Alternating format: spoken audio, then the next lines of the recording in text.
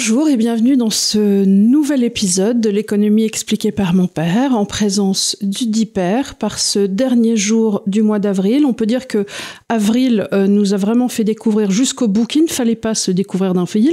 Absolument. Et là, on finit sur les pieds mouillés, avec un parapluie, l'autre qui ronfle parce qu'il se dit dans le doute, je vais quand même conserver mon bon rythme. Oui. On a quand même eu le mois d'avril le plus pitoyable. Et il paraît que ça risque d'amener à des récoltes épouvantables, parce que il paraît que tous les champs sont noyés, que les trucs peuvent pas pousser.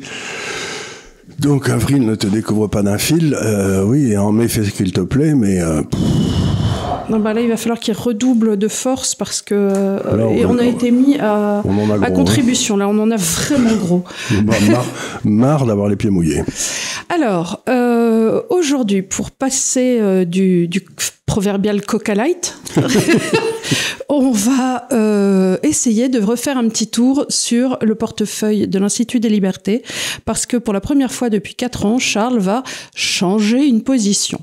Alors, c'est assez drôle parce que dans les commentaires que l'on peut récolter soit sur notre site institutdeslibertés.org, soit sur Twitter, certains d'entre vous disent des choses intéressantes comme « si je comprends bien, il faut vendre toutes les actions et se placer en dollars ». Si je comprends bien, c'est-à-dire qu'on a des... C'est drôle parce qu'on dit des mots et les gens comprennent l'inverse.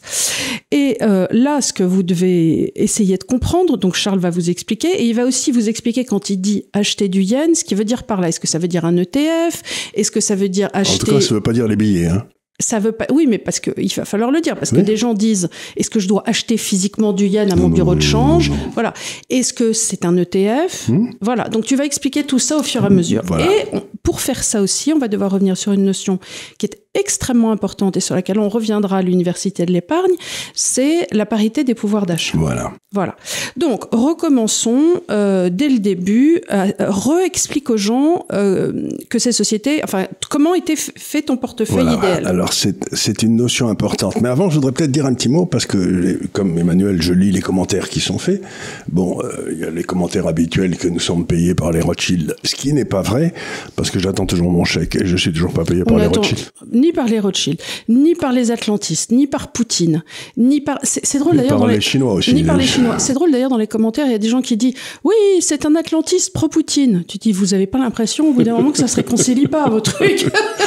Non, mais allons-y. C'est juste un homme qui essaye de réfléchir tranquillement par lui-même. Vous voyez, ça, c'est une... Et encore une fois, on s'en fout de Poutine, mais alors d'une force, vous imaginez même pas. Je sais pas pourquoi les gens disent ça, mais bon. Alors, ce que je veux dire, c'est qu'il y en a un qui m'a fait une remarque très intéressante, parce qu'elle montre, sans même qu'il s'en rende compte, l'étendue des idées fausses. Je lui en veux pas du tout, ça, et au contraire, je fais un commentaire dessus. Il nous dit, c'est rigolo, parce que vous vous dites libéraux et vous cherchez à aider les autres. Vous cherchez à transmettre ce que vous savez, etc. Et donc, cet homme pense que, ou cette femme, pense que le libéralisme, c'est de l'égoïsme. Mais pas du tout. Le libéralisme, c'est de chercher comment vous pouvez devenir celui que vous devez être, c'est-à-dire le projet qui est pour vous. Chaque homme a un projet, et c'est à lui de l'accomplir, et s'il l'accomplit, il est heureux.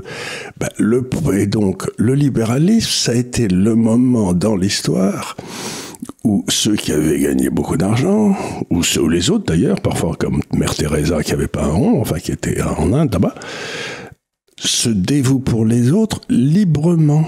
C'est-à-dire que se dévouer pour les autres, c'est prendre de son temps pour aider les autres. C'est pas gagner le pouvoir et augmenter les impôts sur ces salauds de riches. Ça n'a strictement rien à voir. C'est le contraire du libéralisme. Le libéralisme, c'est pas de l'égoïsme, c'est de l'individualisme. Comment je peux me développer de façon harmonieuse pour arriver à ce que je veux faire? Et moi, j'ai toujours pensé que j'étais fait pour être professeur. J'ai été par hasard dans les métiers de la finance, mais en même temps, ça m'a appris d'apprendre plein de choses. Et dans un endroit libre, puisque dans la finance, heureusement, mais c'est en train de se terminer, on n'est pas forcé, si vous voulez. Vous prenez vos décisions, si vous vous trompez, vous prenez une claque, et puis voilà. Mais on ne vous force pas à aller dans un endroit où vous êtes certain d'aller prendre des claques. Quoique ça, avec les ESG et tout ça, ça devient de moins en moins vrai. Donc, ce que j'essaie de dire, c'est arrêter de penser que le libéralisme, c'est l'égoïsme. C'est individuellement, vous choisissez de faire ce que vous voulez, et si votre but c'est de faire le bien autour de vous, vous le faites, mais librement, vous n'êtes pas forcé de le faire. Ce que dit ce brave Thomas Sowell, que je cite dans mon livre souvent d'ailleurs, il disait « Je n'ai jamais compris pourquoi. Si je refuse, je suis pas très content si on prend l'argent que j'ai durement gagné. C'est être égoïste. Et si quelqu'un me le prend en me tapant dessus, c'est être généreux. Je veux dire, je vois pas en quoi aller taper sur la figure d'un type qui a gagné de l'argent honnêtement pour lui prendre, c'est généreux. Vous voyez ce que je veux dire ? Ça. Donc encore une fois, arrêtez une fois pour toutes de confondre libéralisme et égoïsme. Voilà, c'était la première chose que je voulais dire. Alors la deuxième, si je voulais vous dire aussi, si vous voulez, c'est que beaucoup de gens me posent la question, mais alors, si je dois acheter des actions, est-ce que je devrais pas plutôt acheter des actions en yens ? Et ce que j'essaye de faire ici avec Emmanuel, et depuis un petit moment, et c'est ce qu'on va faire encore plus dans l'université de l'épargne, c'est de vous montrer qu'un portefeuille, c'est un ensemble. Donc, avant de réfléchir si vous devez avoir des actions en yens, etc., je me dis combien faut-il d'actions en pourcentage dans le portefeuille et quel genre d'actions aujourd'hui. Bon, on arrive à la conclusion qu'on en veut 50%, ce qui est une bonne chose, et que ces actions, on a ce qu'on a à Paris. Donc, les 10 qu'on a sélectionnés, qui se débrouillent pas plus mal qu'autre chose. Et donc, si j'achète des actions en yens, je vais changer l'équilibre de mon portefeuille d'une façon que je ne souhaite pas en ce moment, c'est-à-dire accroître le risque action. Donc, ce que j'essaye de faire, c'est passer de quelque chose qui est un petit peu volatile, comme les obligations chinoises, à quelque chose qui est encore moins volatile. Alors, pourquoi trouves-tu que les obligations chinoises seraient devenues volatiles ? J'ai vu leur progression, c'est-à-dire elles ont performé, puis elles sont un peu redescendues, et là, elles ont remonté, puis elles plateauent. Voilà, d'abord parce qu'en plus, on est passé, mettons, pour faire simple, de 4% il y a 4-5 ans à 2% aujourd'hui. Donc, la rentabilité d'une obligation chinoise n'est plus qu'elle était, et elle semble être en plateau depuis un moment. D'abord, elle semble en plateau depuis un moment. Alors, il est possible que maintenant, on gagne de l'argent sur le yuan qui monterait par rapport à l'euro, mais à ce moment-là, si je cherche à jouer la monnaie, j'en ai une qui est beaucoup plus sous-évaluée que le yuan, qui est le yen. Donc, ce que je cherche à faire, c'est à réduire la volatilité du portefeuille en mettant plus de cash et dans un endroit qui est complètement sous-évalué aujourd'hui. Alors, tous les journalistes français, cette semaine, ils sont allés de leur analyse économique depuis les tribunes de Roland-Garros. Je dis ça parce que c'est souvent ma métaphore pour dire que dans la vie, dans les analystes économiques, c'est un peu comme les joueurs de tennis. Il y a ceux qui sont sur le court et il y a ceux qui sont toujours dans les gradins. Donc, les analystes économiques qui toute leur vie l'ont fait depuis le court, enfin, justement, les gradins et qui n'ont jamais joué de leur vie, ça me fait un peu marrer. Et donc, tous ces gens-là disent, oui, on est en train d'assister en direct à la fin d'une grande monnaie qu'est le yen. Oh mon Dieu. Ah oui, ça allait partout. Ça allait partout. Bon, écoute, encore une fois, ce que je dis toujours aux gens, c'est... Je me suis laissé dire que les journalistes étaient mal payés. C'est vrai ? Je sais pas. Oui. Oui. Eh ben, je trouve que... C'est déjà beaucoup. C'est déjà beaucoup. Comme beaucoup. Et donc là, tous les trucs que je lisais en disant oui, c'est la première des grandes monnaies qui va sauter, c'est le début de la fin.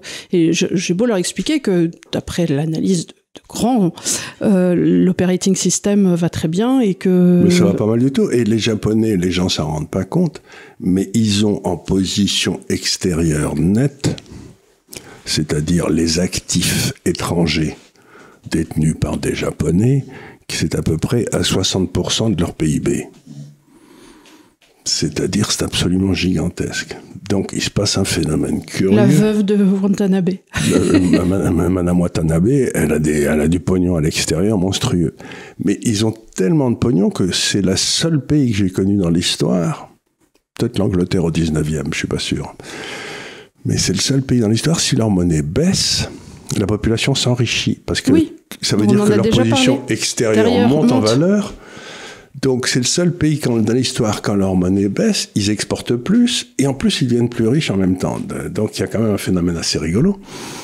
Et en fait, aujourd'hui, si vous prenez par exemple une monnaie qui devrait disparaître comme l'euro, je crois que la France doit avoir une position nette qui doit être à moins 30%. Donc, si notre monnaie baisse, on va s'appauvrir, quoi.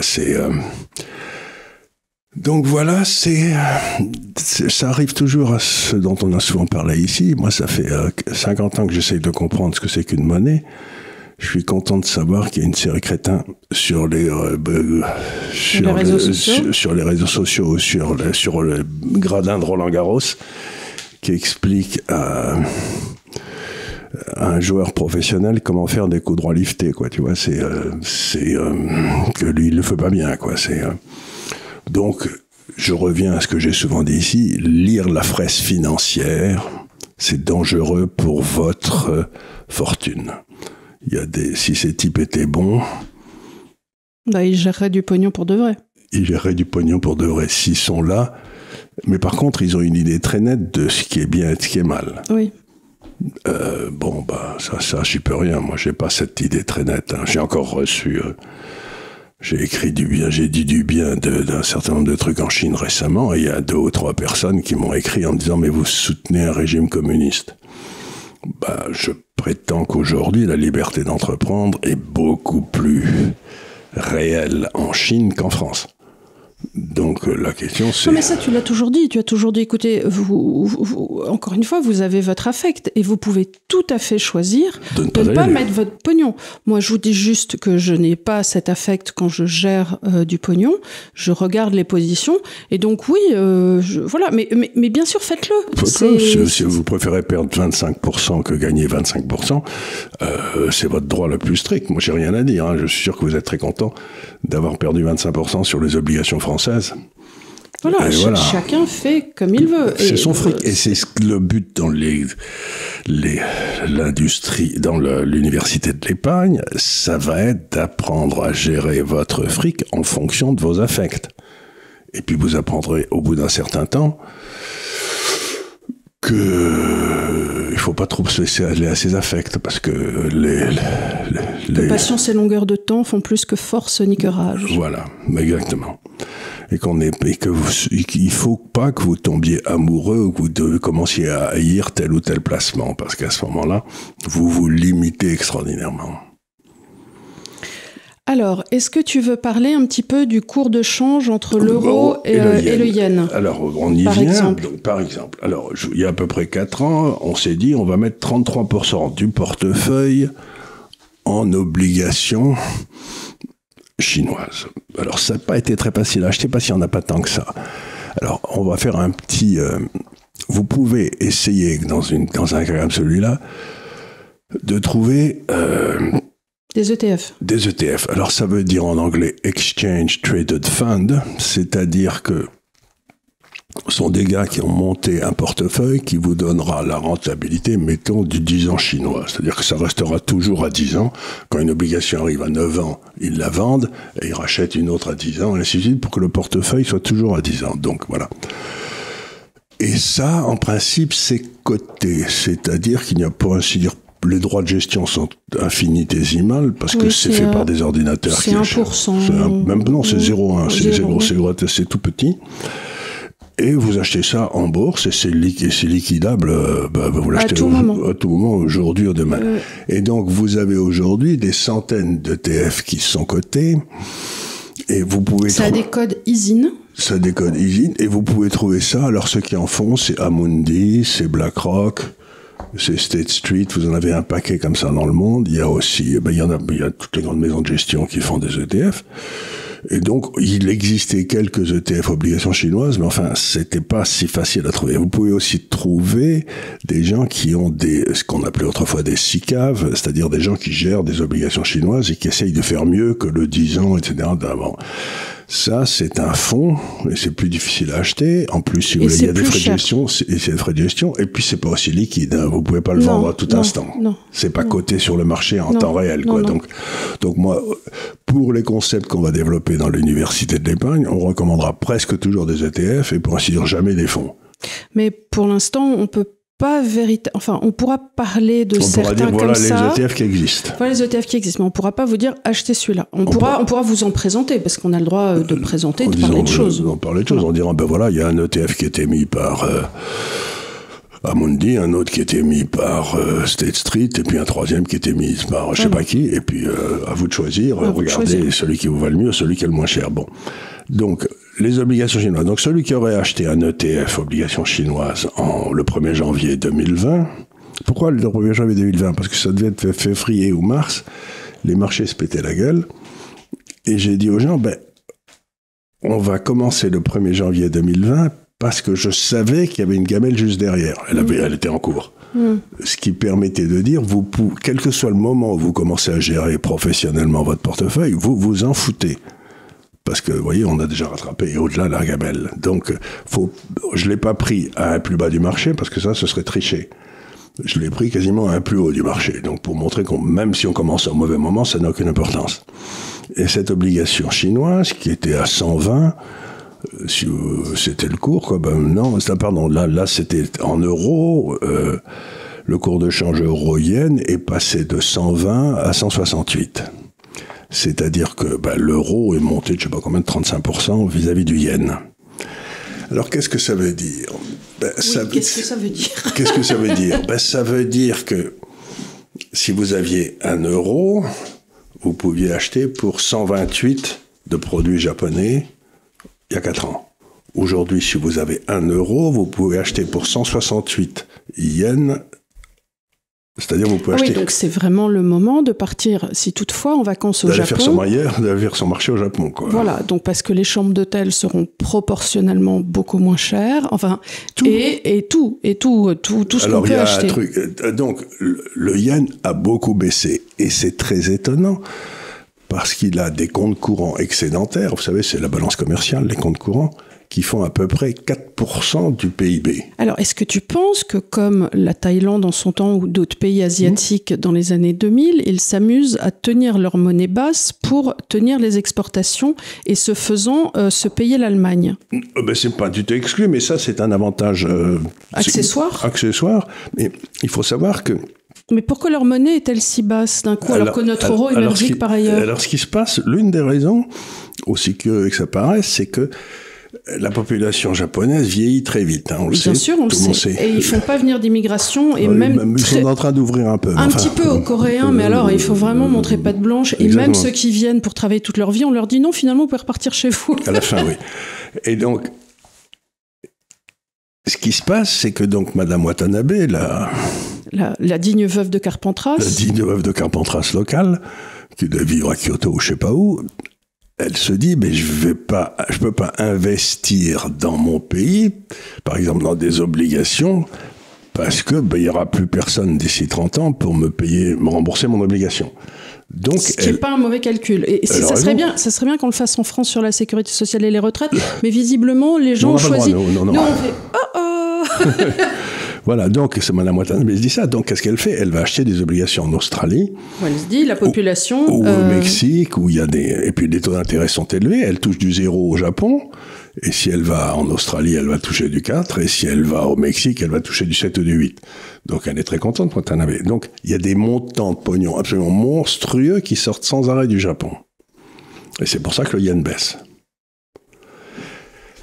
Mais c'est pas comme si ces montants monstrueux servaient à financer, je sais pas, des transferts sociaux. Là, ils s'achètent des actifs à l'étranger. En fait, plus le Japon devient riche, plus les transferts vers l'étranger augmentent. Et voilà. Et plus le yen baisse. Et plus le yen baisse, qui est le paradoxe. Jusqu'au moment où les rentrées qui viendront de ce qu'ils ont acheté, comme ça, parce qu'ils touchent des dividendes. Ils touchent des dividendes. Oui, ils vont les réinvestir, ils vont faire des intérêts composés. Ils vont faire des intérêts composés, mais à un moment ou à un autre, ils vont devoir vivre sur ces dividendes. Oui. Donc, ils les changeront en yens. Et au moment où ces rentrées... Mais ça peut prendre 10 ans. Ça peut prendre un temps fou. Mais au moment où ces rentrées deviendront supérieures aux sorties, le yen va se mettre à monter comme une fusée. Mais ça peut prendre 10 ans, parce que là, Madame Watanabe, elle a peut-être 40 ans, ou 50. Elle et a plutôt 70. Elle a plutôt 70 ? Oui, donc à un moment ou à un autre, elle va avoir besoin de son pognon. Ouais. Et en même temps, ils ont de tels montants aujourd'hui, je te dis 40% du PIB, donc à un moment ou à un autre, ça va. Alors, Comment savoir, à partir de quel moment, établir mes positions au yen, puisqu'en effet, ça peut prendre 5 ans, 10 ans, 15 ans. Et ça, j'ai aucune idée. En plus, ils vont pas tous le faire ensemble, ils sont pas complètement crétins. Enfin, si, ça peut, justement. Il y en a peut-être un qui va se dire, là, et puis ça va monter, les autres se disent, oh, dis donc, je préfère avoir un bon taux de change. Et puis tout à coup, tout le monde se met à vendre des positions et à rentrer sur le yen au moment où il est pas trop cher. À se dire, à couvrir les positions extérieures, et à ce moment-là, voilà. Alors, comment ça marche, les monnaies ? Alors, on arrive au deuxième graphique, et on va vous parler de quelque chose dont je vous ai souvent parlé ici, qui est la parité des pouvoirs d'achat. Alors, qu'est-ce que ça veut dire ? Ça veut dire que, mettons, vous prenez le Japon et les États-Unis, et vous vous dites, dans le fond, le prix d'une Toyota doit être le même dans les deux pays, puisqu'ils font du commerce ensemble, bien sûr. Ajusté pour le coût de transport, quoi. Ouais. Tu vois, donc... Alors, tu prends une Toyota, où il y a l'économiste qui publie, je crois, chaque semaine ou chaque mois, l'indice McDonald's. Parce que le McDonald's, c'est le sandwich. Oui, bien sûr, je sais, je le connais, cet indice. Tes enfants adoraient quand j'étais petite. J'avais le McDonald's, c'était quand même... Écoute, honnêtement, pour 4,95 €, tu as le Happy Meal avec des frites, what's not to like, des chicken nuggets avec des petites sauces, un jouet et une pomme pote. Exactement. Donc, le prix du McDonald's doit être le même. Mais aujourd'hui, le McDonald's à Paris est 2 fois plus élevé, 2 fois plus cher que le McDonald's à Tokyo. Donc, ça veut dire que le yen devrait doubler pour qu'on retrouve la parité des pouvoirs d'achat, qu'avec les 5 €, tu puisses acheter qui doit faire, attends, bouge pas, 5 €, ça doit faire à peu près, l'euro est à 160, ça fait 6,30, ça fait 158. Donc pour 800 yens, ça coûte 800 yens, alors que ça devrait en coûter 400. Donc tu dois, si on repasse de 800 à 400, toi tu doubles si tu t'es mis en... Voilà. Alors là, ce que je vous montre, c'est donc, ça c'est la théorie, et la pratique, comme dit, vous avez la ligne rouge ici, dans le graphique numéro 2, yen-dollar et parité des pouvoirs d'achat, qui va apparaître maintenant sur vos graphiques. Ce que vous avez, c'est l'indice, c'est vous divisez l'inflation japonaise, l'indice des prix de détail, par l'inflation américaine. Et donc, vous voyez, si la ligne rouge baisse comme ça, ça veut dire que l'inflation américaine a été toujours plus élevée que l'inflation japonaise. Pour être parfaitement honnête, ça fait à peu près 20 ans qu'il n'y a pas eu d'inflation au Japon. C'est-à-dire qu'on est à 0, quoi. Tu as à peu près le même niveau des prix qu'il y a 20 ans. Alors qu'aux États-Unis, tu as eu une inflation qui a fait baisser de moitié. Bien sûr, bien sûr. Et vous voyez, la ligne bleue, c'est le cours de change entre le dollar et le yen. Donc, vous voyez que on revient toujours sur la parité des pouvoirs d'achat. C'est-à-dire que les marchés arbitrent. Ils sont là, ils font leur boulot d'arbitrage. Bon. Et en bas, c'est le ratio entre la ligne rouge et la ligne bleue. Donc, vous voyez qu'on est autour d'une horizontale. Et que, dans le fond, quand vous êtes les deux lignes jaunes, c'est 2 écarts types, c'est-à-dire qu'ils se produisent à peu près 5% du temps. Donc, quand tu es au-dessus ou en dessous, c'est un truc assez rare, quoi. Et aujourd'hui, on est quasiment à 4 écarts types, ce qui ne se produit jamais. Donc, tu vois ce que je veux dire ? C'est absolument extraordinaire. C'est-à-dire que c'est un truc qui se produit une fois sur tous les 10 000 ans, quoi. J'en sais rien, mais... Et la ligne horizontale, la ligne Poitiers rouge, c'est la parité des pouvoirs d'achat où tu retournes toujours vers elle. D'accord. Donc aujourd'hui, tu te dis, bon, j'achète mon yen à 0,42 et logiquement, il devrait être à 1. Oui. Donc, si j'attends, je vais doubler. Mais si je double en 4 ans, ça me fait quasiment du 18% par an sur une position en cash. Qu'est-ce que j'ai à m'emmerder à avoir des actions ? Tu vois, je me dis, mais c'est ce qu'on appelle un truc qui se produit une fois tous les... Et je dis, je vais mettre 33% du portefeuille dans ce truc-là, parce que sur ce truc-là, je peux doubler en 4 ans, alors qu'avant que je double sur les obligations chinoises, il fera chaud, hein, ça m'étonnerait, quoi. Tu vois, donc c'est juste un truc de dire, vous êtes au Japon, et vous pouvez pas acheter des McDonald's pour les vendre en France, hein, mais vous pouvez acheter la monnaie qui est sous-évaluée, qui vous permettra d'acheter le McDonald's 2 fois moins cher dans 4 ans. Alors, tu peux acheter la monnaie, mais il faut que les gens qui achètent la monnaie pensent le temps long, à cause de... C'est ça c'est vraiment une position d'attente. Je me dis, bon, j'ai... Et que ils se disent pas tout de suite, je vais spiler et je vais Non, c'est tout le contraire. Ouais, Alors, ouais. ça, c'est un truc très important ce que tu dis, parce qu'il y a des gens qui nous ont contactés un petit peu sur cette histoire d'université de l'épargne. Et je sentais qu'ils étaient très inquiets parce qu'ils pensaient qu'on allait les mettre un écran en face d'eux, qu'il allait falloir qu'ils spilent, qu'ils vendent des trucs toutes les 30 secondes. Vous vous rendez compte que dans ce portefeuille que je tiens pour vous, c'est la première grande opération qu'on fait depuis 4 ans. C'est pour vous dire si on va faire la fortune des intermédiaires. Hein. C'est pas les commissions qui vont bouffer votre truc. Hein. Bon, on fait du rebalancing, mais ça c'est normal. Et donc je veux dire, c'est que c'est tout, gérer de l'épargne, c'est tout sauf du spiel, c'est tout sauf du trading. Vous êtes là, vous réfléchissez, vous faites un outil, vous bâtissez une voiture et vous la conduisez prudemment sur une route où il risque d'y avoir des tas de trous. Donc vous n'avez pas une Ferrari ou une Lamborghini qui va se casser s'il y a un trou. C'est un machin qui est fait pour passer au travers du feu et ressortir de l'autre côté. Oui, c'est notre proverbial Lada. Voilà, c'est la Lada, vous savez. On sait pourquoi elle roule. Elle a 4 roues, un moteur qui fait vroom vroom et qui est bien électrique. Il n'y a rien qui est connecté. Il n'y a rien d'électronique. Et ça fait vroom vroom. Et c'est pas confortable, et ça fait du bruit. Et ça fait du bruit. Et c'est pas bon à voir. Et même s'il fait moins 20 degrés, elle démarre. Elle s'en fout. Voilà. Elle s'en fout. Donc c'est un truc qui est pas beau, mais qui va vous amener du point A au point B. Voilà. Sans avoir tourné. Donc, alors si maintenant je regarde, et on passe à l'euro, parité des pouvoirs d'achat Allemagne, Japon et cours de change, là c'est simplement la ligne du bas du graphique précédent, mais cette fois-ci j'ai mis non pas le dollar, mais le Deutsche Mark.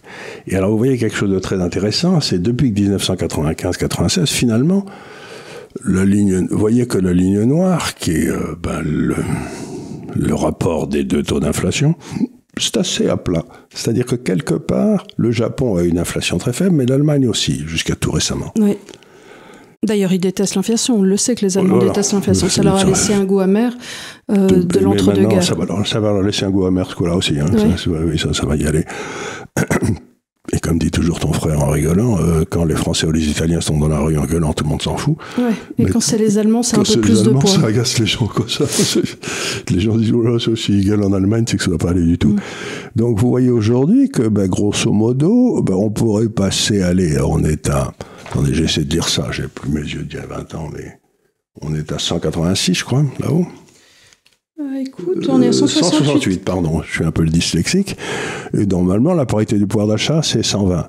Donc, je me dis, bon, si je suis à partir d'un portefeuille européen, il est probable que la ligne noire va retourner, la ligne noire et la ligne jaune vont retourner vers la ligne pointillée, qui est la parité du pouvoir d'achat. Donc, on va se faire aller à 120 moins 168, ça fait donc 48. 48 sur 168, ça veut dire qu'on va gagner un petit 40%, quoi. Et si on n'est pas pressé, si on n'est pas en levier, si on ne s'est pas mis en position spéculative, on peut dormir dessus tranquille, parce que ça reviendra un jour à la ligne pointillée. Malgré ce que disent les spécialistes français de Roland-Garros. Ils sont complètement nuls. Bon, mais ça, c'est pas nouveau. Et donc, voilà ce que je voulais vous dire, c'est que c'est donc ce que j'essaye de faire dans le portefeuille, pour que vous compreniez bien la façon dont il faut raisonner, enfin, dont je raisonne moi, c'est ça, c'est que j'avais une position défensive, qui a bien fonctionné pendant 4 ans, qui n'ont pas été faciles, hein. Et je me dis maintenant, mais cette position défensive, elle est moins défensive parce que elle a fonctionné, justement. Les taux d'intérêt ont baissé, la monnaie est montée, bon.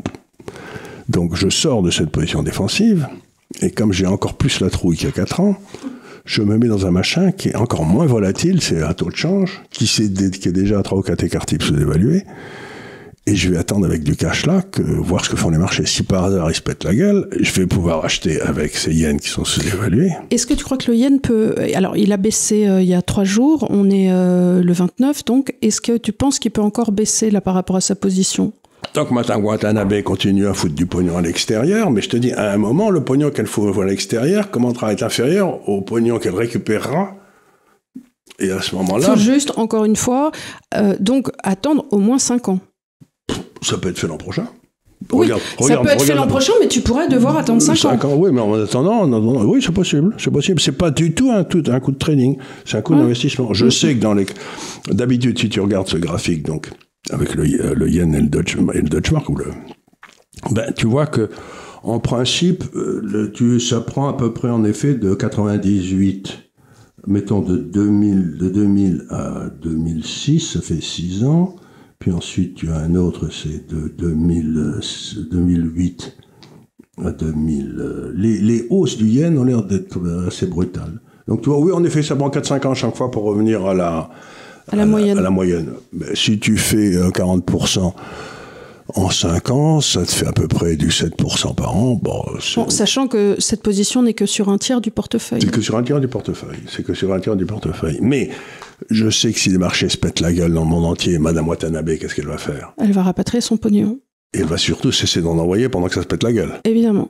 Donc, à ce moment-là, si tu veux, dès que les marchés pètent la gueule, le yen va monter comme une fusée. C'est-à-dire que c'est une position... Tu pensais aussi que la Banque du Japon... allait peut-être intervenir un jour. Oui, elle allait peut-être intervenir un jour, parce qu'il y a un moment où pour les relations internationales... les Allemands, ils doivent être ivres de rage. Ils essaient de maintenir leur inflation. On est dans un euro qui leur donne assez peu de marge de manœuvre. Comment veux-tu exporter de la voiture allemande quand tu as une voiture japonaise sous-évaluée, sachant qu'aussi dans tout ce qui est chimie, ainsi de suite, ils sont en contact. L'économie allemande et l'économie japonaise, c'est quasiment les mêmes.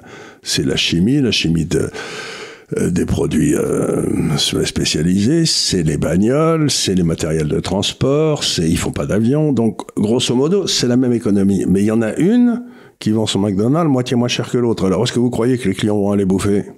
Sachant que, en plus, un produit japonais de nos jours est un bon produit. La Toyota, c'est la voiture qui tombe le moins en panne dans l'histoire. Ouais. C'est absolument extraordinaire. Une Toyota, c'est là, si tu veux, tu peux... D'ailleurs, t'as qu'à voir, dans tous les pays du monde, maintenant, les taxis sont des japonais. En Afrique aussi, il y a beaucoup... En Afrique, bien sûr, ils ont complètement remplacé les Peugeot. Les Peugeot, il n'y en a plus. Il n'y a plus que des Toyota partout. Il n'y a plus que des Toyota ou des Nissan. C'est vrai. Qui est aussi une bonne voiture. Qui est aussi une bonne voiture, il n'y a pas à dire. Donc, la première des choses, c'est donc on change ça, et ça vous amène à un portefeuille qui va être extraordinairement défensif. C'est-à-dire, vous serez 17% en or et 33% en cash. On peut difficilement être plus défensif que ça, quoi. Et donc, quand ça sent le renard, ça sent le renard. Aujourd'hui, et surtout, si tu as un truc défensif qui a un potentiel de hausse de 40% sur 4 ans, tu te dis, qu'est-ce que j'ai à m'embêter sur les actions qui sont chères aujourd'hui ? Je vais aller me mettre dans ce truc-là et je vais attendre tranquille, quoi. Donc... à propos des actions, petite aparté, mais vous avez vu cette semaine que, conformément à ce qu'on annonçait, Total, qui est avec BlackRock, va sortir de la bourse de Paris. Peut-être, ils disent qu'ils réfléchissent. Oui, mais qu'est-ce que ça veut dire ? Ça veut dire qu'ils en ont assez que des crétins chevelus viennent leur expliquer qu'on doit taxer les hyper-profits, n'est-ce pas ? Et donc, c'est un peu un coup de semonce en disant continuez à nous casser les pieds et on se barre là-bas. Et l'étape d'après, dans ces cas-là, c'est de aussi bouger le siège social, et de faire un conseil d'administration, et tout le monde part au Luxembourg. Donc, encore une fois, voici l'illustration en devenir de ce que ces crétins chevelus nous amènent constamment, c'est-à-dire au final de dire il faut taxer tout le monde, il faut taxer les hyper-profits, il faut taxer Total. Qu'est-ce qu'ils font ? Ils se barrent du pays et vous vous retrouvez marron avec rien du tout. Parce qu'il ne faut pas oublier que dans cette position extérieure nette de la France qui est négative, on a un coup de peau absolument extraordinaire que j'ai souvent signalé ici. C'est nos fleurons. C'est nos fleurons. On a une vingtaine de sociétés qui ont compris que la France, c'était quand même pas l'endroit où il fallait investir. Donc, Schneider, Air Liquide, tous ces gens-là, ça fait des années qu'ils investissent à l'étranger et qu'ils rapatrient les dividendes en France. Quels sont les plus gros actionnaires de Total aujourd'hui ? Je ne sais pas si vous le savez. Je crois que c'est BlackRock. Non, le plus gros actionnaire de Total, c'est le personnel qui travaille chez Total. Ah, ils sont... 17% du capital est détenu par le personnel. C'est bien ça. Surtout, ça veut dire qu'il y a des Français qui sont à la retraite, etc., qui sont très contents d'avoir des dividendes. D'avoir des hyper-profits. Et qui Merci pour eux. Mais ils ont bossé toute leur vie et ils sont intéressés aux bénéfices. Ma foi, je trouve ça normal. La meilleure façon d'être intéressé aux bénéfices, c'est de devenir actionnaire. Personne ne vous empêche, si vous trouvez que LVMH gagne trop d'argent, d'acheter LVMH et de vous mettre... Avec les autres super profits. De bénéficier des super profits. Et de vous gratter la couenne. Et à la plage, en regardant les autres qui ne peuvent pas se payer la plage. Donc, c'est comme ton copain qui disait acheter un yacht, c'est pas difficile, tu mets un ciré, tu te mets sous une douche froide et tu déchires des billets de 500. C'est exactement ça. Acheter un yacht, c'était à peu près ça, oui. Donc il y a aussi autre chose. Ces crétins chevelus dont parle ma chère fille. Ben écoutez, qu'est-ce qu'ils ont comme grande idée? C'est de taxer les transactions financières. Alors, on va taxer les transactions financières à Paris. Je veux te rassurer, c'est une idée de crétin amplement répandue, de droite comme de gauche. J'ai encore vu un républicain cette semaine, dont j'oublie le nom, je ne sais plus qui c'est, nous dire il faut taxer les transactions financières. Voilà, donc ces crétins s'imaginent que... ça revient toujours à la même chose, c'est d'empêcher les gens de bouger. Là, tu veux empêcher les gens d'utiliser... S'ils bougent, tu les taxes. Non, mais moi, ce qui m'énerve, c'est qu'ils instillent cette idée contre laquelle on essaie de revenir, que la bourse, ça serait caca. Oui, tu dis, mais enfin, la bourse, ça n'est jamais qu'une façon pour des entrepreneurs de demander des actifs. Et ça permet à la population de participer au travail. De participer à l'économie réelle. Et toi, quand tu es un entrepreneur, qu'est-ce que tu fais? Tu montes sur le haut de ton toit, c'est l'équivalent, et tu dis, voilà, j'ai besoin qu'on me fasse un prêt. C'est ça, la bourse. Plutôt que d'aller voir une banque qui va vous mettre un taux d'intérêt et qui va vous coûter cher. Donc là, qu'est-ce que vous faites? Vous dites, voilà. J'ai besoin de capital. J'ai besoin de capital.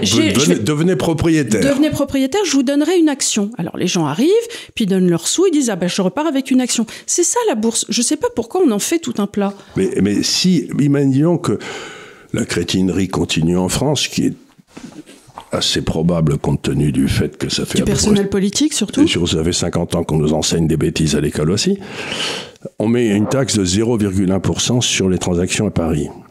Je vous signale que Total est également coté à New York. Au Nasdaq.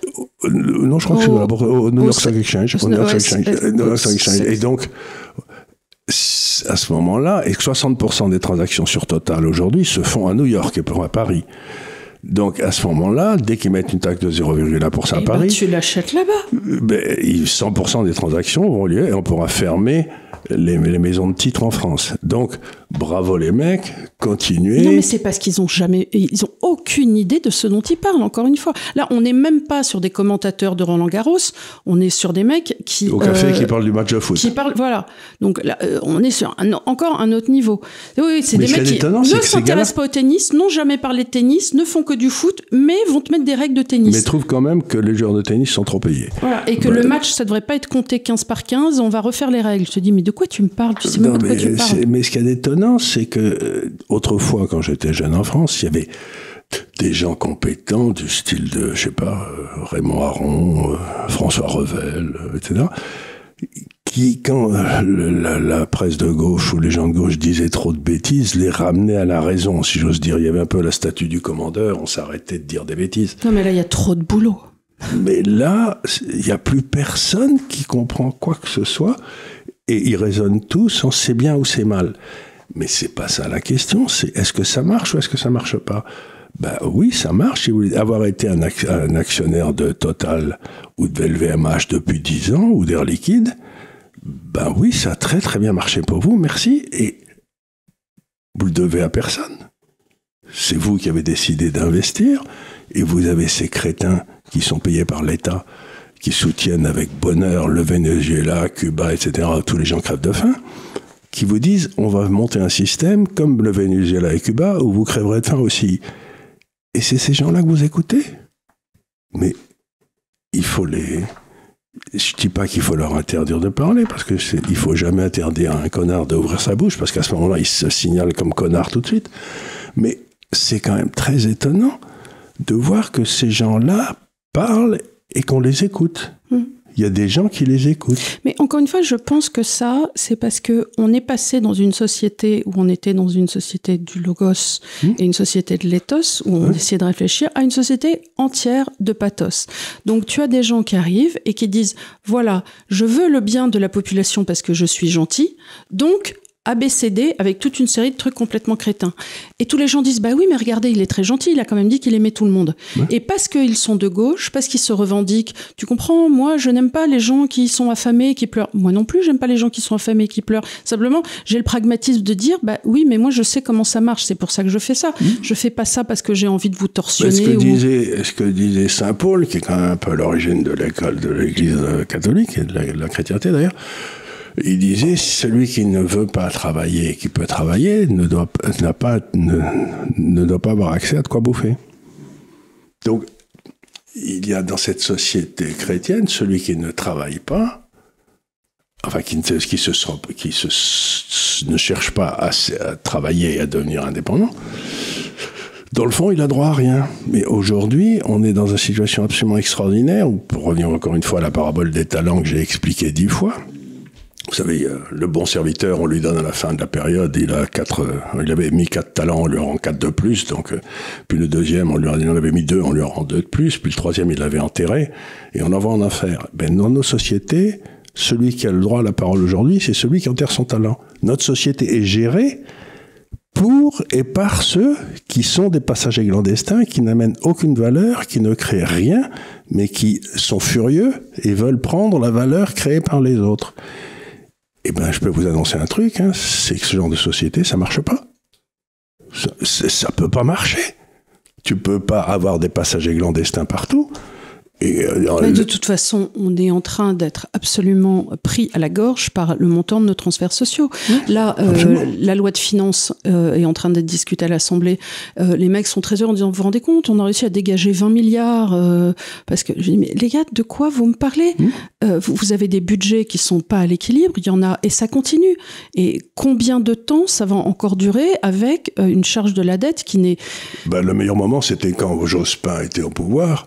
Donc ça devait être à la fin des années 90, il y avait eu d'amélioration de l'économie boomait un petit peu à la fin des années, au début des années 2000, là c'était la bulle Internet, et on avait dégagé un petit peu de pognon, et on a appelé ça la cagnotte. Notre déficit était plus faible que prévu, et ils ont tous gueulé pour qu'on dépense la cagnotte. Parce que d'un seul coup, à la place d'avoir un déficit de 50 milliards d'euros à l'époque, j'en sais rien, il avait fait 45, tu vois. Donc on s'est dit, au poil, les gars. Et tu te dis, mais dans quel monde vit-on, quoi, et voilà, donc ce que j'essaye donc de faire dans ce portefeuille, c'est de vous dire tranquillement,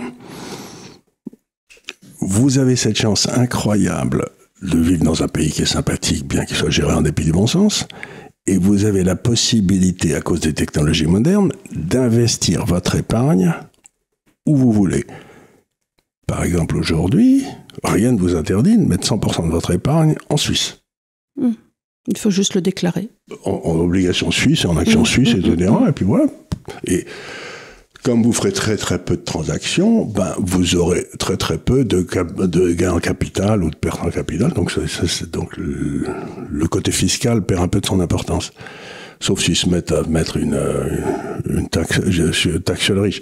J'ai vu que l'OCDE, ou je sais pas quoi, disait que pour régler les problèmes budgétaires, il fallait mettre un impôt de 2% sur la richesse. Je pense que mon rapport avec le fisc suisse fait qu'ils sont assez souverains et qu'ils ont l'intention de négocier avec chacun, et surtout les impatriés, la façon dont on doit gérer. Donc voilà, ça m'étonnerait que les Suisses se laissent tailler une croupière sur leur souveraineté parce que ils sont très attachés à cette dernière. Et puis en plus, c'est le peuple qui vote à chaque fois pour les abandons de souveraineté. C'est la souveraineté, donc vous serez plutôt mieux protégé en Suisse donc si vous avez des Nestlé et des obligations suisses, votre épargne ne dépendra pas des corneaux à Paris, votre niveau de vie dans 20 ans. Mais dépendra de Nestlé et des obligations suisses. Donc, il faut que vous mettiez dans la tête que vous sortez de cette espèce de boîte infernale dans laquelle on vous force à investir avec des ESG, etc., intellectuellement, et que vous mettrez votre épargne là où vous voulez. C'est-à-dire que vous enlevez l'espèce de carte forcée que le gouvernement vous force à avoir, en disant vous pouvez mettre votre épargne là, mais pas là, etc. Vous mettrez votre épargne là où vous voulez. Et ça, c'est essentiel. Donc, encore une fois, l'université de l'épargne, c'est un truc qu'on essaye de construire pour vous aider à être libre, mais libre individuellement.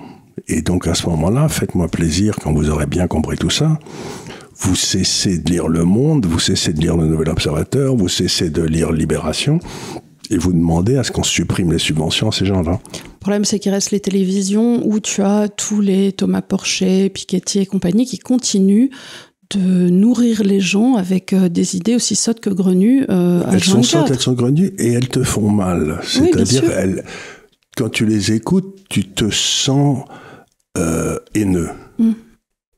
Haineux. Enfin, les gens qui m'écoutent, je pense pas que je dise quoi que ce soit d'haineux, jamais. Je dis juste c'est des gros cons, mais je leur en veux pas parce qu'ils sont nés comme ça, quoi.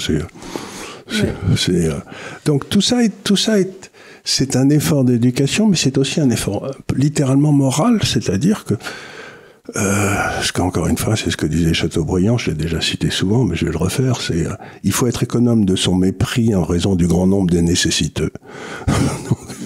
Il y a quand même beaucoup de gens qui sont... Vous donnez pas la peine de les écouter. Les mains, Catali, tout ça, ça sert à rien. Vous les laissez déblatérer dans leur coin, de toute façon, plus personne ne les écoute. Et vous vous consacrez à vous améliorer, vous.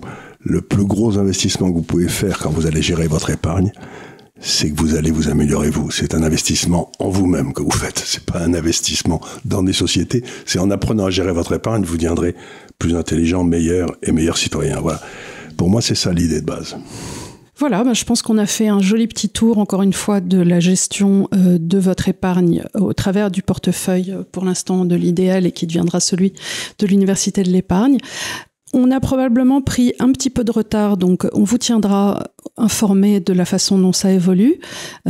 C'est un gros boulot. Hein, c'est un gros boulot et on est voilà, j'y travaille énormément. On est 3,5 ou 4 et le chien qui fout rien. On n'est pas aidé. On n'est pas aidé, on n'est pas aidé. Voilà, mais écoutez, merci encore de nous suivre. N'hésitez pas à mettre des pouces, à mettre des likes, à en parler autour de vous. Et on vous dit avec grand plaisir à la semaine prochaine.